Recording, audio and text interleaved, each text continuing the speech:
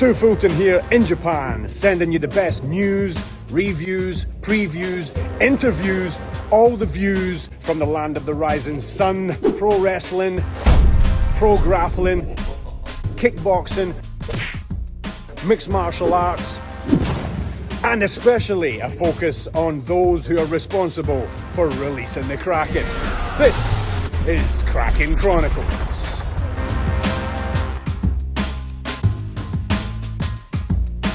Stewart Fulton here, and this chapter in the Book of Chronicles in the combat sports entertainment world comes without fisticuffs, chokes or slams. My guest today is much more about pitch, tempo and thrills. She's a voice actress known for many works, including the character Anna Williams in Tekken. But in the fight world, her name is synonymous with PrideFC and now Rizin. She's a dog lover, a wonderful cook, a wife, an incredibly warm-hearted person. The wonderful, the amazing, the beautiful Lenne Hardt. Welcome to the show. Wow, what a build-up! That's what a wonderful build-up. I'm shy. You can't see that I've turned red, can you? How good is the camera? That was the short version. That was the short version. Oh my goodness. Well, tell me the long version when you come over for dinner next. Okay. Right, let's get straight into this. Thanks for coming and spending some time with me today on Kraken Chronicles. First up, I want to know, what was the spark that got you interested in the entertainment industry? Because it goes way back before Japan and Pride, of course. Yeah, I suppose the spark happened the moment I was born. I'm the youngest of 6 children. And you can imagine with that many children around, you have to, pay attention to me, I suppose. Also, like any childhood, there were dramas and traumas. And I was always the clown. I was always the one that, hey, everybody, just smile and laugh, So I did that as well. And my mother was deaf. So, articulating, enunciating, emoting, being clear in my voice and pitch and tone and style and volume were very important. So I suppose that was one of the initial starts. I don't remember as a child ever wanting to be anything but in my first stage of my life, an actress. My older sister, she went through phases. She wanted to be a stewardess, then she wanted to be a fashion designer, then she wanted to be an interior designer, as children do, right?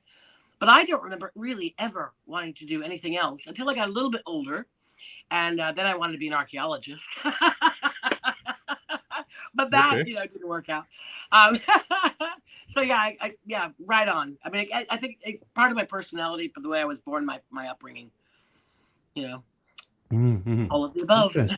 Yeah, it's rarely more than one thing, but yeah, that's very, very interesting about the family situation there. Yeah. So you came to Japan in the 80s. Can you tell us about your artistic journey since coming to Japan in the 80s? And can you follow up with some of the turning points or milestones for you professionally in your time here? Okay. You say in the 80s, that when I came here the first time was barely the 80s. It was 1981 and I was 17. And I came here I was supposed to be for 1 year. One of the reasons was to give myself a bit of an edge as an actress. I came because I already spoke a little bit of Japanese. My eldest brother married my Japanese sister-in-law when I was 8 years old. So there's a huge age gap between myself and my older brothers and sisters. And so she taught me, how to count to 10 and how to use chopsticks and, all these things when I was very young. So I got an interest in Japanese before I even spoke English that well. So when I was 17, I came here to study, here meaning Tokyo, to study Bunraku Kyogen, Japanese language. I'm having a senior moment. I'm trying to remember the other theater arts that I was studying. Bunraku Kyogen, no, and Kabuki. Those were what they were. And Japanese language at the Asahi Cultural Center in Shinjuku. Unfortunately, that first year got cut short because during that time, my father had a heart attack. So I had to go back to the States just under a year. But I really, even flying away, sorry, you can hear my dogs barking in the background. Sorry about that.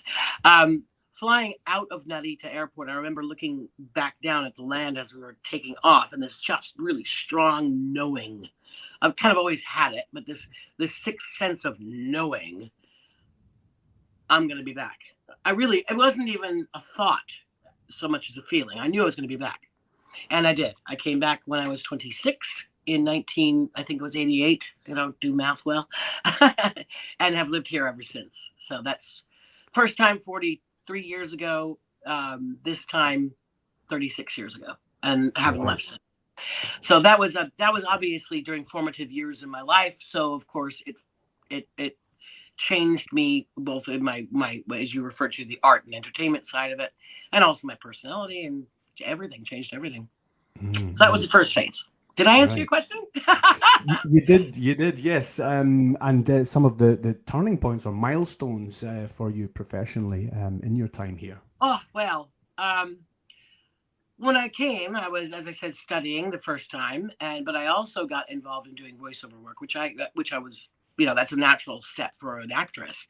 And of course, at that time, during the boom economy especially, there were a lot of Japanese animation, computer games, and English language texts. And I don't actually remember exactly how I did my very first one. But when I was studying Japanese, I was supplementing my income as much as I could on the kind of visa I was on. I was teaching English, as everyone did. Everyone does, especially back then during the boom economy. Somewhere during that time, somehow I got introduced to doing narration, and I was a natural for it. Having my background as a kid, having to be so specific and so clear, and an entertainer with my family and my deaf mother, doing narration and then being an actress, doing narration was kind of a natural step for me, and I did well at it. And so that very first narration job, which was actually for a Japanese English language textbook, was formative for me. I kind of wowed them, and which I was surprised they were wowed, but I was able to do lots of different kinds of voices, and I was articulate and clear and concise, and I knew the language, and I knew English, and I also knew Japanese. So that changed a lot of things. So that from that point on, I was a narrator, the narrator / voice actress, and got a pretty good reputation for doing that, which surprised me. I don't know why it should have. I guess I didn't have much confidence then. Because when I go back and listen now to the old tapes and stuff, I was like, damn, I was good. But then, I was just starting out, so I didn't have that. I didn't have that bravado. I just thought, oh, they like me. They really like me. I feel like Sally Field. Yeah, confidence comes with experience. Well, not for some. Well, yeah. Well, the overconfident more confidence than they have experience, but yeah, it does. Yeah. True. It's that's interesting. Your story of coming here, going, and then coming back. I hear it quite a lot. Mine's slightly different. I came and I stayed, but so many people they've come and loved it, and they're like, yeah, I'm coming back. I'm definitely coming back. And there's something addictive. There's something very unique and special about Japan that does that to some people. I agree, but that's not what happened with me. It wasn't that. I wasn't that. Gosh, I loved it here so much. Actually, I didn't like it very much the first year I was here. Japan was a very different place in 1981. When did you come? 2001. Oh, there's a huge difference. There's a 20-year difference, right? Yeah, so Japan was very different. It was, there was all that gaijida, foreigner. Oh, look, foreigner. And the, America Baka, everyone loved America at the time. And I had so many foreign friends here that were not American. They used to get so annoyed that everyone thought they were. They saw a foreigner and they thought they were American. It wasn't a pretty place. It was not a very pretty city. It wasn't as convenient. It was very dirty. There was a lot of air pollution. There was a lot of misogyny. It was very depressing about so like you see a group of girls together, you'd see a group of guys together, but never both together. People wouldn't hold hands. No one would eat or drink on the train, which wasn't necessarily a bad thing, but lots of differences, right? So then I felt a little bit like, I felt too much like an outsider. I felt too much like, forgive the phrase, a monkey in a cage. I don't mean that in any ethnical way. I just mean, I was in a zoo in a way, you know. Yeah. Um, uh, so I didn't actually really fall in love with it, but I just knew I was going to be back. I don't. It wasn't. I really love that. I want to go back. I want to go back. I want to go back. I was just, I will be back. I don't know why I knew that. And of course, coming back, even though it wasn't really that many years later, it was about 9 or so years later, 7 years later, whatever it was. It had changed quite a lot, but I had opportunities. It had opportunities that I didn't have in the States, or it gave me an edge. That the same thing I was trying to find the first time I came, which was, I can be an actress and go to New York and try to be an actress, but I can go to New York as a 17-year-old, try to be an actress with Japanese skills and knowledge of Japanese theater arts, which is my idea, right? Came back at 26, and it was I can use the advantage of being a foreigner speaking Japanese, and a voice actress in Japan. And it was after that, probably about 7 years into my second term, if you can call it that here, that I, you know this, you go through your ups and downs of loving and hating where you are and what you're doing in a foreign country. I was after probably about my 7th year that I really started to settle in, and the ups and downs didn't happen anymore. It was more, I just really loved it here. And it's changed and grown so much. I live in Tokyo. It is an incredibly beautiful city now, wonderful architecture. It's clean, neat, efficient, friendly, not dangerous. A woman can walk through Yoyogi Park. It's not too far from my house here in the middle of the night and not worry about anything. For the most part, obviously, there's some danger. So that now I can't imagine myself living anywhere else.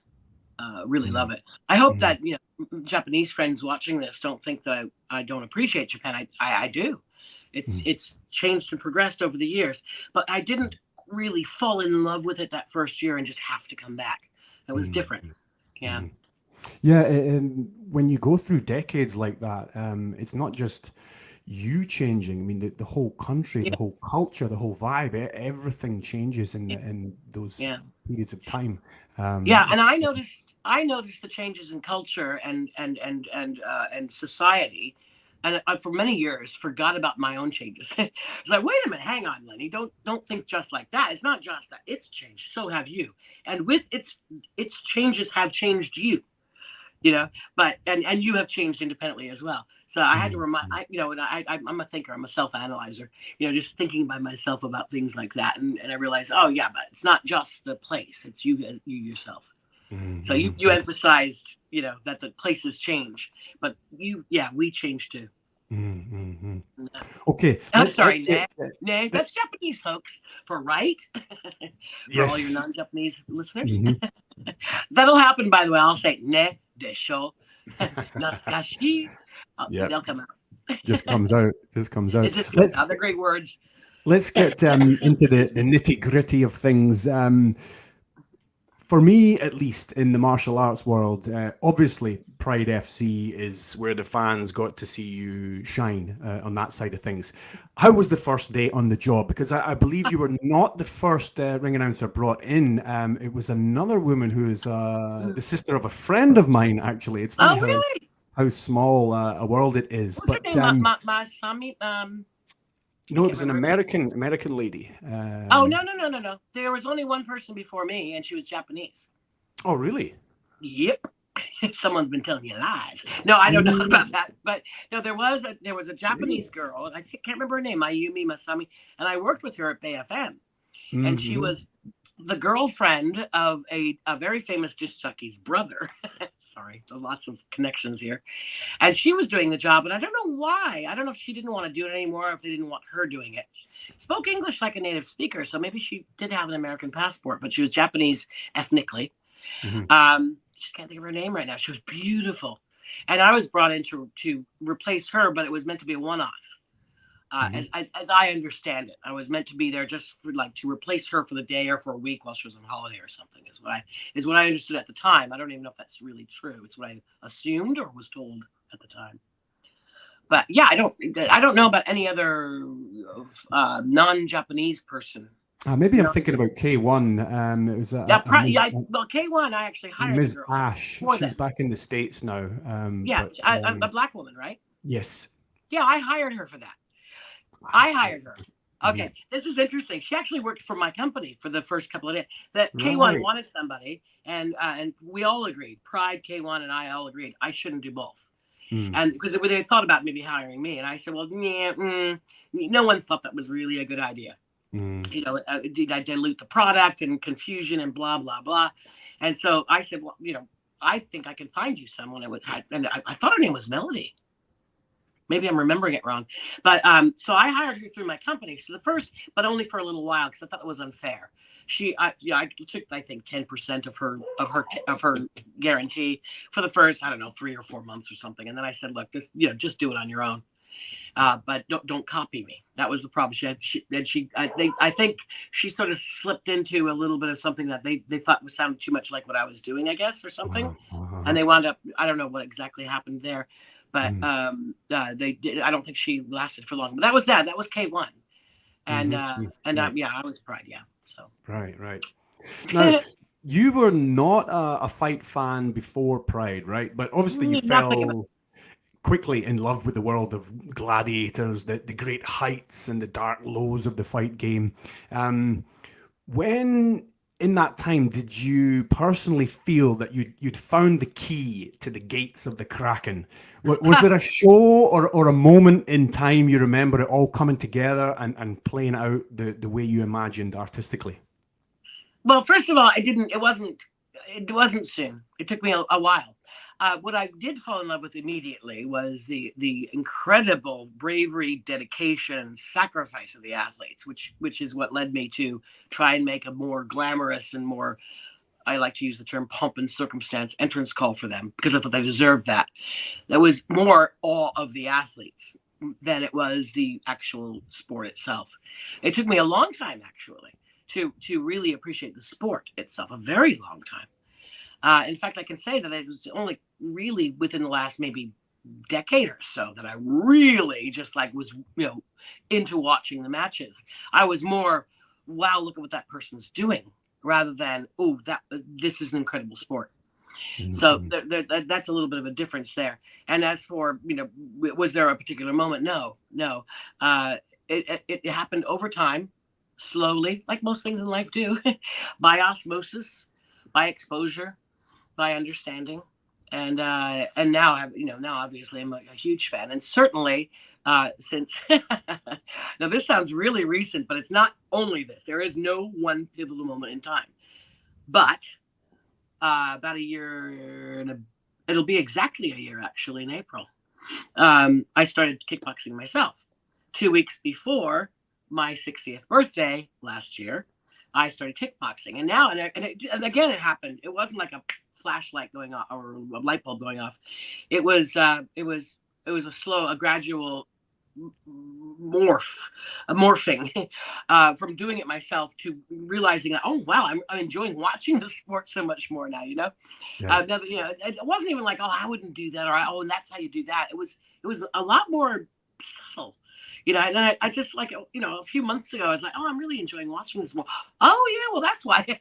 Not just because of kickboxing. I mean, I'm not just kickboxing matches, obviously. Mm. So that's what I'm studying right now. But, all of them. I'm Mm. still less of a fan of grappling, although I do like grappling only. I don't like grappling in MMA so much yet, Mm. although I'm learning to appreciate that as well. Mm. So, yeah, sorry, that's not a very, sensational answer, but it's the truth. No, that's great, and to hear your journey into kickboxing, you said something that was very striking for me, pun Striking, intended, good word. about before you go training, even if you're feeling tired, you go to training and you feel completely different and energized afterwards. It's a beautiful thing. You mean when you say I said something, you're talking about one of my Lenny's random thoughts in a thing I call KB Journal on Facebook, right? Probably, Lenny's yes. journal, my kickboxing journal. Yeah. Uh-huh. Yeah. Oh, that's very true. I was never really a sporty kind of person. I was, but I was going to be an Olympic ice skater.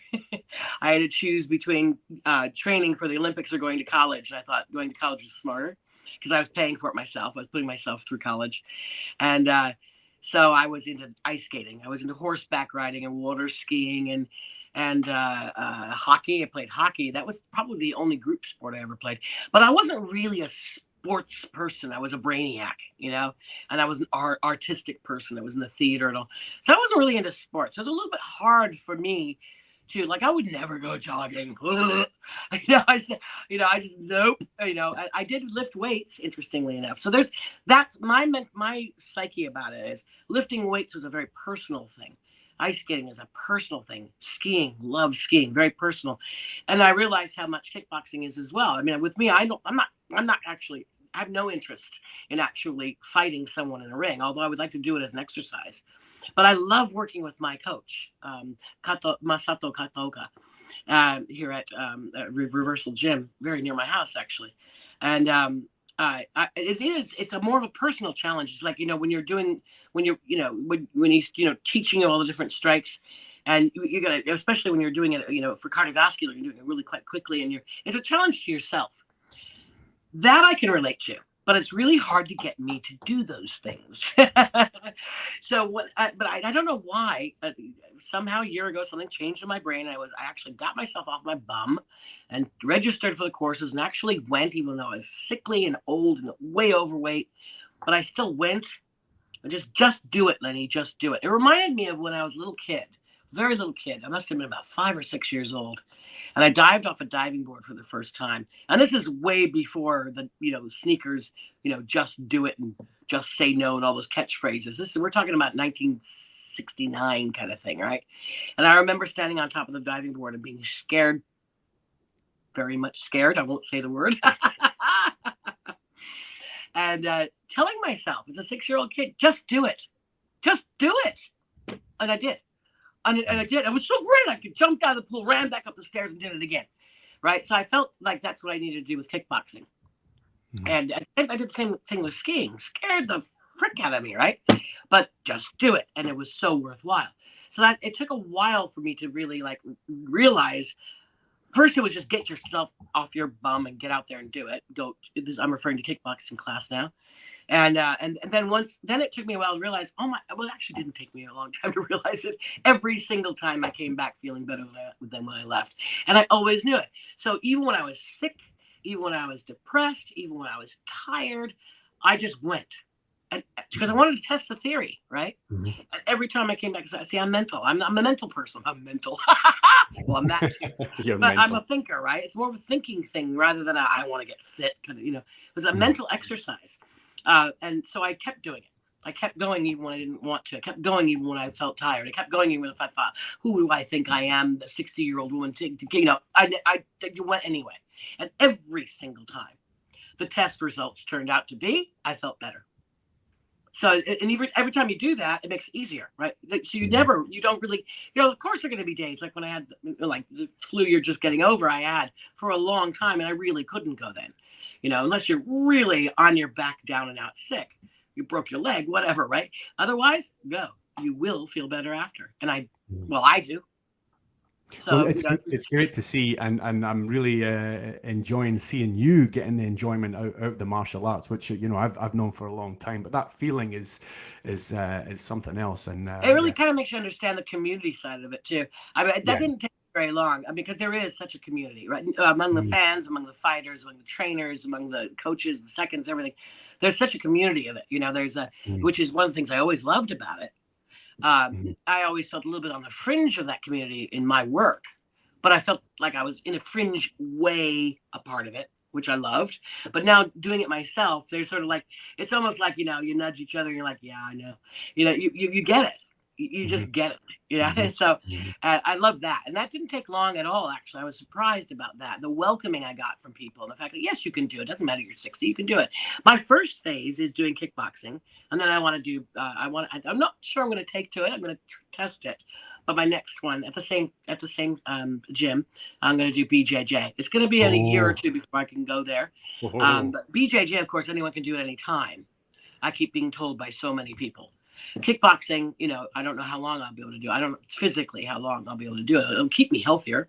But there's a lot of strategy to BJJ, which is what I really want to look into and see if it suits me. But that was the plan from the first. Do kickboxing first, because a lot of cardiovascular, get yourself in shape, lose weight. And then once you get yourself in better shape, then move on to the BJJ, which you'd think would be the reverse for most people, right? But his BJJ is actually physically a little bit less challenging in the beginning when you're first learning, and you're learning all the different holds and everything. It's not so much cardiovascular, It's more movement. Yeah, it's a lot more more movement and technique. Yeah. So that's my next step. But that all-inclusive sort of community, that sort of Bushido spirit and everything you spoke of, I always understood it, but I was never in it, And I was on the fringe. I was sort of part of that community. But now I feel a little bit more in that community, which it really is that sort of, nudge, nudge, wink, wink. We know what it is, right? When you're doing it, you know what I mean? Which is kind of cool. That's quite cool. Yeah, it's wonderful to see, Lenny. Absolutely excellent. Now, I have to ask. This was one of the questions I really had to ask. Was there a fighter in Pride you enjoyed calling to the ring? Yeah, I was training under Kazushi Sakuraba in the early 2000s, as you know. So for me, hearing the Speed TK remix walkout music and you ripping the R in the name Sakuraba, goosebumps all the way, the hairs on the back of my neck, saluting Poseidon himself. But who did you personally enjoy announcing for, or was it more general? Was there a show or a fight between two athletes that you really enjoyed announcing for? Well, first of all, let me say that I'm really glad that I got that reaction out of you, because that was what I was going for. Not my call, but that fighter coming out. That's that. You know what I mean? I didn't want people to go, "Oh, goosebumps! Isn't that call cool?" I want them to go, "Oh, goosebumps! Here comes Sakuraba," right? That was my whole purpose of doing what I'm doing, right? And I always thought, as I said, I always was amazed. I have nothing but great respect for dancers and athletes, and dancers are also athletes. So I always make sure I make that clear. I just like, oh wow, I don't think I could ever have the kind of dedication and so many things I can't even list. So I'm glad that what I do worked for you, and hopefully others. As far as the names themselves, I enjoy doing all of them. Some of them are less enjoyable than others, for a lot of reasons. Some names are difficult to do. I find that Korean names can be difficult in general, because they're short. They don't have a lot of syllables. They have short sounds. They end in quite hard consonants. It's just a little bit hard to play with them. You know what I mean? And Koreans in general, I don't think they really in my experience when I work for Road FC as well in Korea. You need to show a little bit more. You need to show a little bit more respect for the athlete's name, and playing around with it too much doesn't go over that well. You can play around with the in the red corner, or if you can think of something to say before that, a nickname. I don't normally use nicknames, or some information about them. You can play around with that, but the name itself, you can't really play too much. And then there are others, like Thai names are very difficult because they're so difficult to pronounce, but I can still have fun with those. I write them down phonetically in Japanese. That helps. But as far as specific names, which I'm sure is what you really want to hear, Sakuraba, of course, was one of my favorites, but not just because he was one of the audience's favorite, right? So they love him. We love him. And Vanderlei Silva, which now that I've had my throat surgery, I can do the original Vanderlei Silva calls again, which for a while there I couldn't do because I just said, my voice has gotten so deep. But I found out I can do it again, which is exciting, of course. But the one that you did not mention, which is probably one of my favorites, was Antonio Rodrigo Nogueira. And his brother Rogerio. One of my favorite heavyweights. Which I did not do the same. I don't know if anyone really noticed, but Rodrigo Nogueira and Rogerio Nogueira, they're brothers. Their calls were slightly different. They're twin brothers. They're not actually identical twins. They're really not that much alike, but they do look quite a bit alike. And their two calls were slightly different. I wish I wanted to do for them. I didn't want to repeat it. But yeah, Antonio Rodrigo Nogueira. And of course, the Brazilians have great walkout music. That can make a big difference too. Sometimes it's like, it starts into the vocals too much, or it starts out with a rapper and it goes on too long, or the intro is too, it doesn't lend itself to being a good, timely performance. Everything has to come together, right? It's not just me. It's the music. It's the athletes, the lights. I have to think about all that when I'm doing it. It's a group effort, and sometimes some aspect doesn't really work. So I just have to just call the name, Mm. and that happens more lately than it used to, but because the music is sort of a lot. Some of the athletes are choosing songs like doing what do they call it, a mashup and stuff, and then going in another song, and which is fine. But if you're broadcasting, you can't wait until that stuff's over and then call them out. You can't really call on top of that. So then you just have to go with in the blue corner so and so. With as much pomp and circumstances as I can do. Otherwise, it sounds kind of sour as a listener too. You know what I mean? So, oh gosh, this is probably only interesting to people very specific to this particular type of work. No, it's very unique. It's very niche, and It is very niche. not a lot of people think or even know about it. Because when we see the Not a lot show, of we people see think. the whole product. Period. Also true.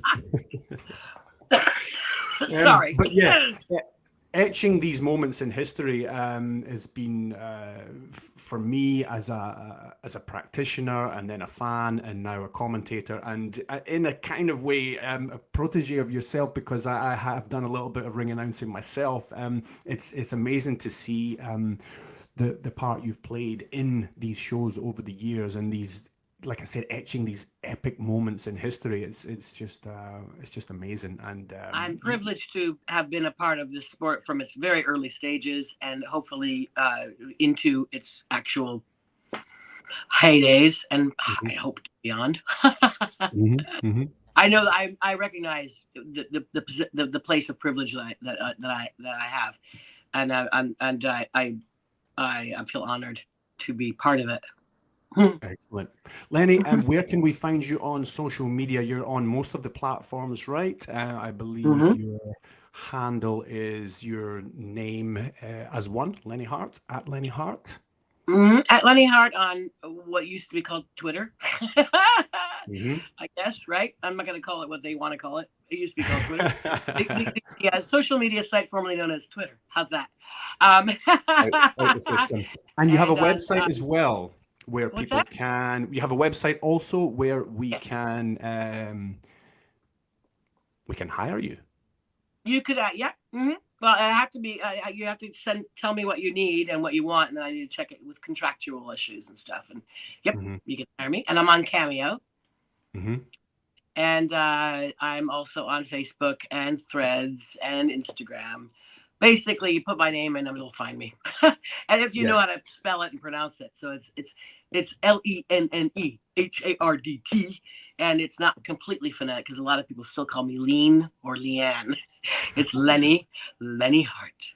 Yes. Lovely. Well, it's been fantastic to have you on the show today. You and I could talk for hours and hours until the cows come home. We have done. It's such a deep world here, the fight industry in Japan, and in the world now globally, but especially in Japan.